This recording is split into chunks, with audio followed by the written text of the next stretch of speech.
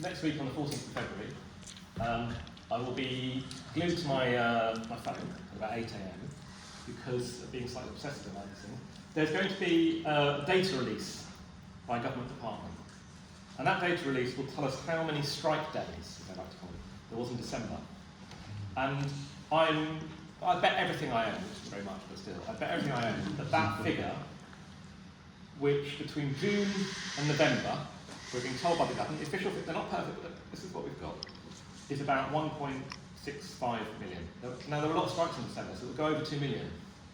Why is that important? Because it will be the first time since 1989 that we have more than 2 strikes. Margaret Thatcher was still Prime Minister.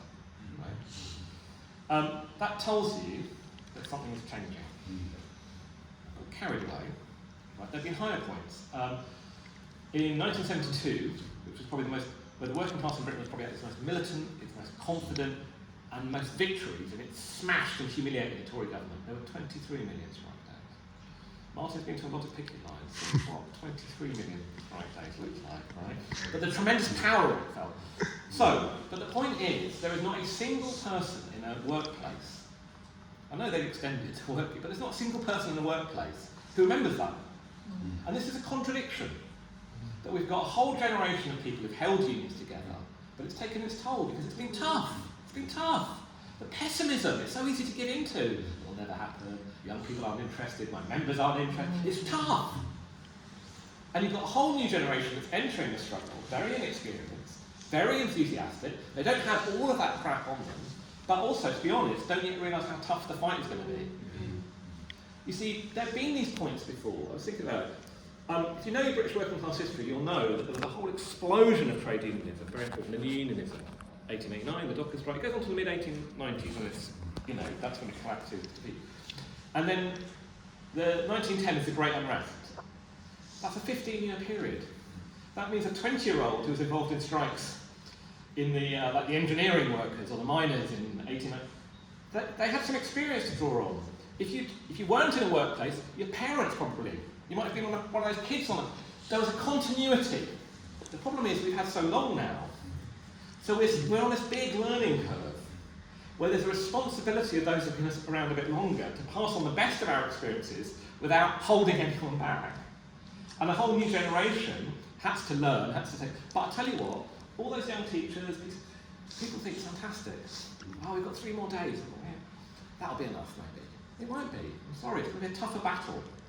And that means people are going to learn and develop. And our responsibility is to try to contribute our experiences, our lessons, bringing to bear what we can do in workplaces to shape that struggle as examples to push things forward. And this is a big, big challenge, I think, that we're all facing.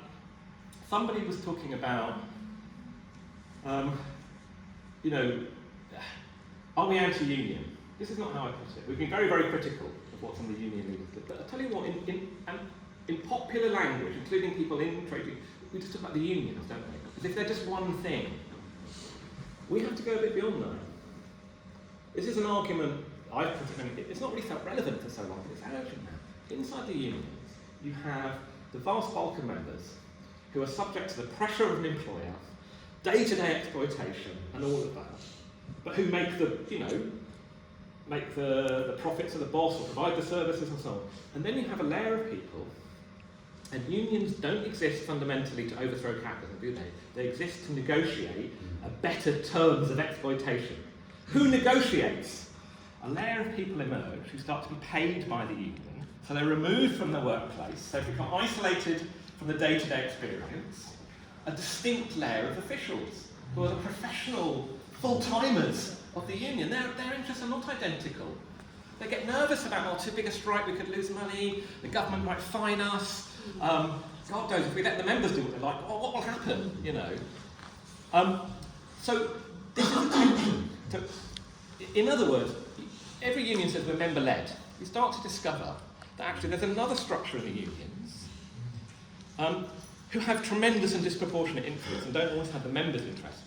We have to develop another structure, therefore, of rank and file members who can contest the direction. In other words, there's a battle for direction and control inside the union where we have a different vision of what a trade union can be. And that's what we have to start to nurture, explain, and develop.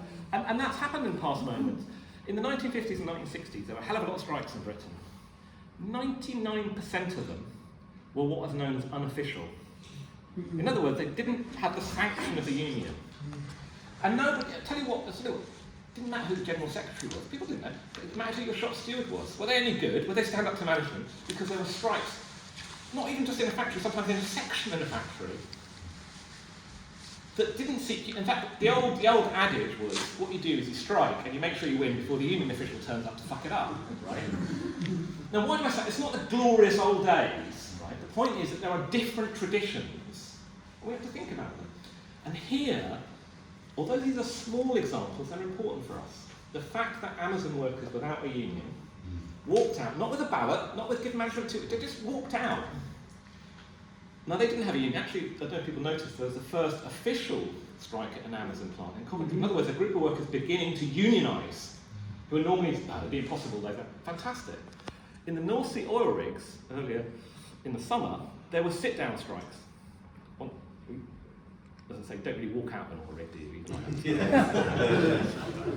But it was unofficial action because they were frustrated with the union.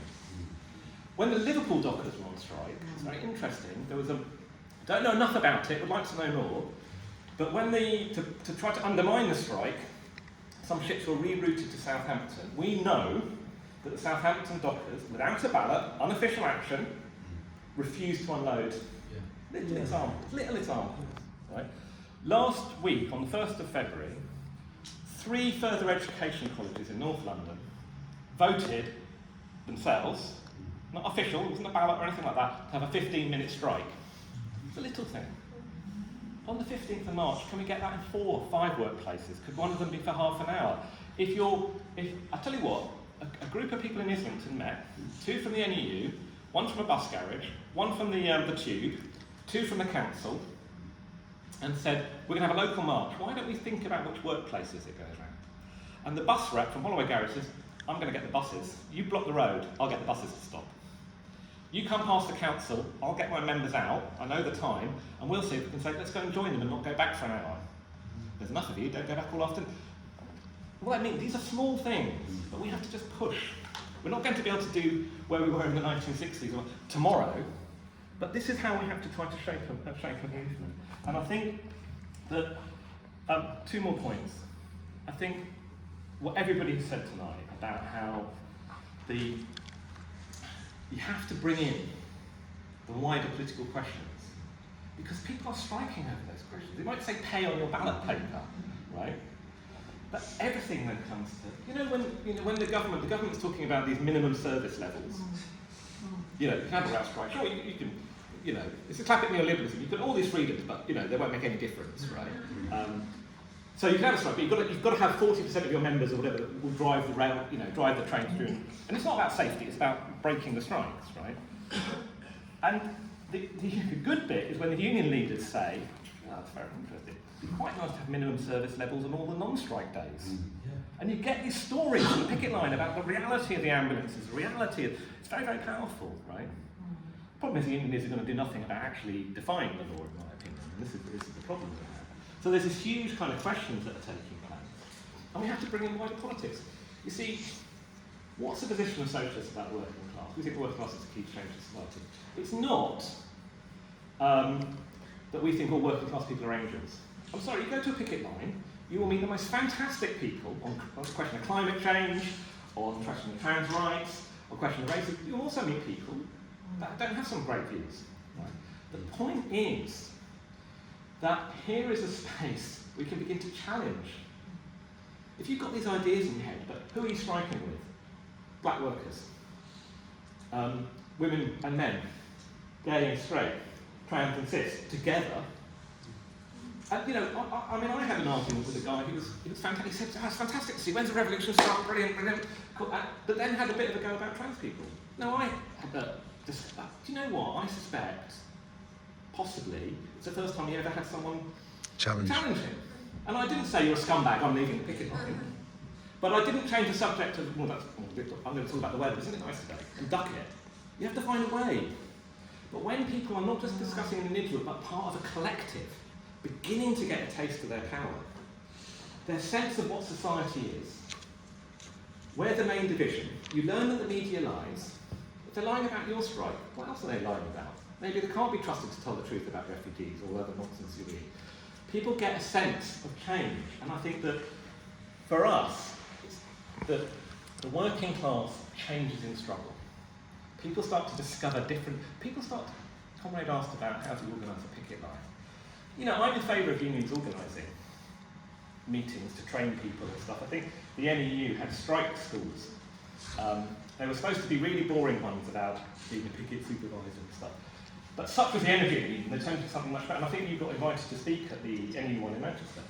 But there's probably 200 people at that, which means that there are huge numbers of people on the picket line. Don't think that schools always have picket lines in parks. This is new. The level of picket lines in the school was vast, which means who's organised that? People who've never organised them before. In other words, people learn by doing. If there's no strike and you organise a meeting to how you'd organise, you get some people, I do it, fine. But it's when you have to do it. And listen, it was fascinating. Young teachers going, nervous about a picket line, you know, do you have to have a brazier, and do I have to shout scab, and and you realise that what they were talking about was what they thought happened in the miners' strike, right?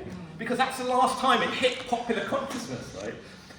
One group, because they are teachers, right, you know, made a kind of model of a brazier to take on the picket line, right? And I think there were places, I know there were places that didn't have picket lines, because they were nervous. But we'll get arrested by the police if there's more than 6, won't we? You know, no. But and I'll tell you what's now happened, is if there's 49 picket lines in your patch in schools, the 15 that didn't have one are thinking, oh, next time.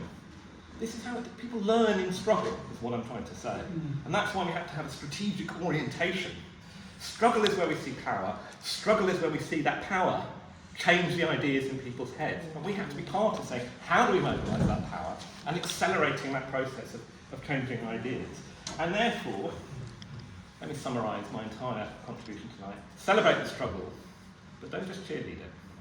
We have a responsibility to be part of it, to discuss. We have things to learn. We also have things to contribute about how you can win, how the scale of struggle we need to beat the government and the employers. And that will also involve a confrontation with our own union leaders where they want to hold it back.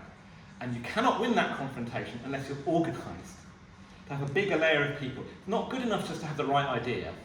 You have to have human beings organised together to fight and to win other people to those ideas. So when we say join the Socialist Workers Party, it's not just that we want you to, you're very welcome, and so on. It's an urgent necessity about having a bigger group of people who can help accelerate this process, because the state, as Martin was talking about, what is the future? What is the future for our society? You've got threat of nuclear war, you've got catastrophic climate change, spiralling inequality. We know all this. It's a bit overwhelming, isn't it? But the power to address these things is beginning to re-emerge. So we have a big responsibility to grab that and to push it forward. And that's what we're organising in the SWP to do. So join us.